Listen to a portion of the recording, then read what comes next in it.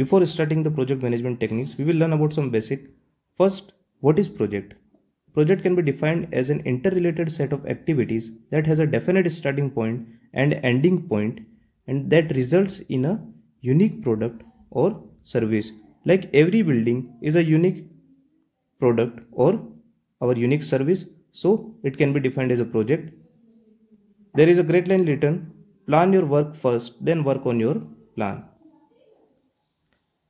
What is project management? Project management is a scientific way of planning, implementing, monitoring, and controlling the various aspects of project such as time, money, material, manpower, and other resources. The project management has three phases. First one is the planning. Planning includes what to do, when to do, and how to do. And planning also includes arrangement of resources. What are the resources? Resources are used to complete the activity like manpower, material. And second step here is scheduling. Scheduling is the logical arrangement of activities by assigning the resources to the activities. Third step is the controlling. Controlling includes those activities which are lagging behind the schedule, and we have to control them by assigning more resources to it or by giving more time to it, and it is called as updating the project. It is called as updating the project. Now, what are the network planning methods? There are basically three planning methods used. First one is the bar chart, which was developed by Henry Gantt in 1920. It is developed by Henry Gantt in 1920. That's why it is also called as Gantt chart. Other methods are CPM and PERT. Basically, we will be discussing here is CPM and PERT. PERT is developed by, what is the history of PERT? So PERT is developed by US Navy for planning and control of polarized missile program. The emphasis was on the completing the program in the shortest possible time, while the CPM is developed by DuPont to solve the project scheduling problems, and the emphasis was on the trade-off between the cost of the project and its overall completion time. What is the difference between CPM and PERT? The PERT is the probabilistic model. It is based on the probability, while the CPM is the deterministic model.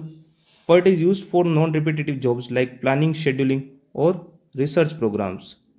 PERT is used for research programs, while the CPM is used for repetitive jobs like residential building construction, which does not include any research activity.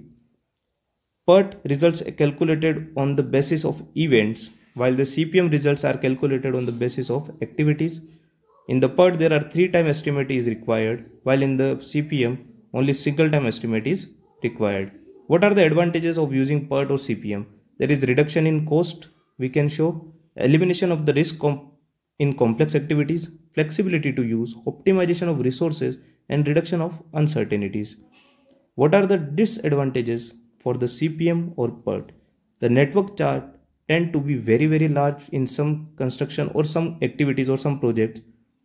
Lack of time frame of most PERT CPM chart makes it harder to show status. When PERT CPM charts become unwieldy, that is very large or very big, they are no longer used to manage the project. Planning and implementation require very skilled person. Here we will be discussing the framework for PERT or CPM. First is the define the project. The project should have only a single start activity and a single finish activity. Develop the relationship among the activities in a logical manner. Draw the network connecting all the activities. Assign the time or cost or both to each activity. Compute the critical path. We will learn about it in our later videos. Use the network to help plan, schedule, monitor, and control the project. Now, what are the components of PERT or CPM? Basically, there are two major components. First one is the activity and second one is the event. We will define activity. Activity is an identifiable, quantifiable, measurable, constable, and discrete lowest element of work which must be performed during the course of the project in order to complete the project. Activity is represented by an arrow. In the given figure, we can see here the this A is represented by A is an activity which is represented by an arrow here. A is called an activity. Now comes to the event. Event is the state that marks the completion of preceding activity and the beginning of succeeding one. It can be symbolically represented by a circle or an ellipse. Like in the figure we can see, let's take here an activity J. So this I event shows the completing of J activity and beginning of this A activity, while this J event shows completion of A activity. So this is the tail of an arrow. So we can say that this is the tail event and this is the head of the arrow. So we can say that this is the head event for this activity A. Now some events are like merge and burst events. One or more activities can start and end simultaneously at an event. In the figure we can see this one. There are three activities. These are merging at a single event. So this will be called as merge event. While there are three activities that are bursting out. So this is called burst event. Now comes to the second part, preceding and succeeding activities. Activities performed before the given events are known as preceding activities, and the activities performed after a given event are known as succeeding activities. We can understand it by the diagram. Here in the diagram, there are four events are given: I, J, K and L. Activities given are A, B, C and D. Here activity A is the preceding activity of activity C, while activity D is the succeeding activity of activity B, or we can say that activity B is the preceding activity of activity D. Dummy activity. It is very useful. Before understanding, we will learn what is dummy activity. It is an imaginary activity which does not consume any resources or time is called a dummy activity. So time period for the dummy is t is equal to 0. Dummy activities are simply used to represent a connection. Dummy activity is basically used to maintain a logical relationship. It is used between the events in order to maintain a logic in the network. It is represented by a dotted line in the network. So how we represent the dummy activity? We can represent it by dotted line. In the figure we can see that this is the dotted line. So this is the dummy activity which is used to represent a logical relationship between B and C. Now dummy activity is used in two situations. What are these situations? First one is when two or more activities start and end at same nodes. Like in the here given is that B and C start from the activity A and end at D. So this diagram cannot be made like this. A, here the A activity, this one is the B, other one is the D, and we cannot make this like this. C, this is wrong. So to resolve it, we have to use dummy activity. So A, B and D and C, and to resolve this issue we will use dummy activity here, which is represented by dotted line, and it does not consume any resources and time period is also 0.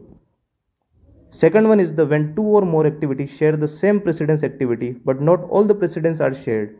Like in the given diagram, A is the preceding activity of C, B is preceding activity of D, but A is also preceding activity of D. So we will connect it by dummy here, that is represented by dotted line. Now what are the errors that to be avoided in the constructing a network? First, as we have already discussed, two activities starting from the tail event must not have the same end event. To ensure this, it is absolutely necessary to introduce a dummy activity. As in this diagram, this represent is incorrect. So to correct this, we have to use dummy activity here, which is represented by dotted line. While the B, looping error should not be formed in a network, as it is represent the performance of an activity repeatedly in a cyclic manner. Like activity is going 1 to 2, 2 to 3, and it should not go back to 3 to 1. It forms a loop here, so looping errors should be avoided. In the C, in a network, there should be only one starting event and one ending event. We have discussed it already. The direction of the arrow should be flow from left to right, avoiding mixing of direction. Next was the error of dangling. What is dangling error? Like in the given diagram, there is activities going from 3, 4, 6, 7, and the two nodes which are 5 and end are made dangling, because there, as we have already discussed, there should be only one starting point and one finishing point. So these two nodes cannot be more finishing F1 or F2 point.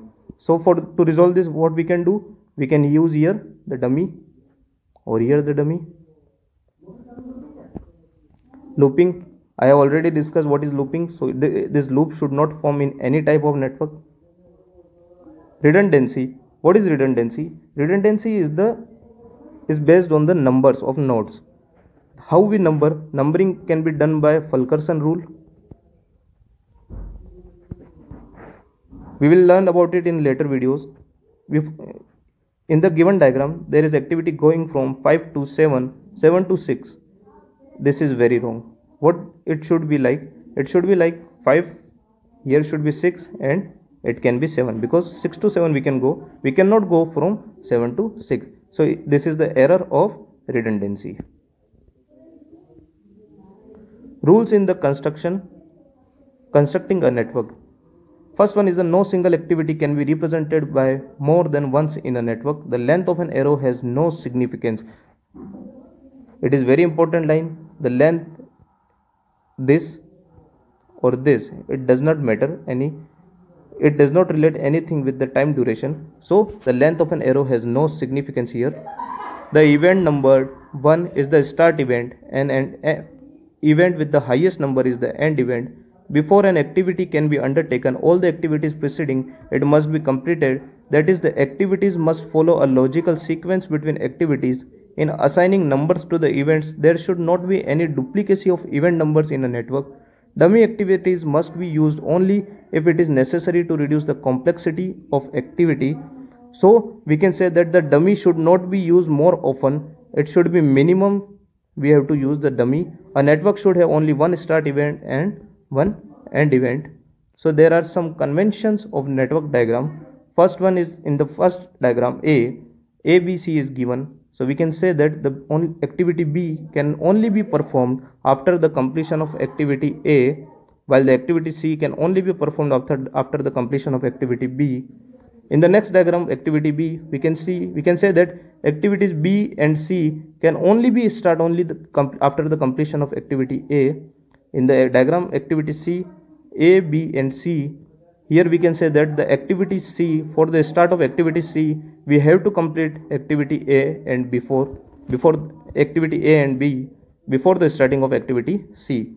In the diagram D, the activity C must start only after the completion of activity B and A, while the activity D can start only after the completion of activity B. It does not have any relationship with A.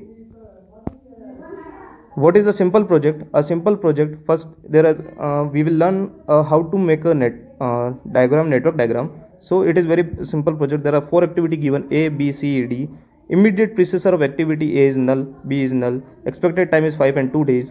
Whilst for activity C, immediate predecessor are activity A and B. For D, activity C.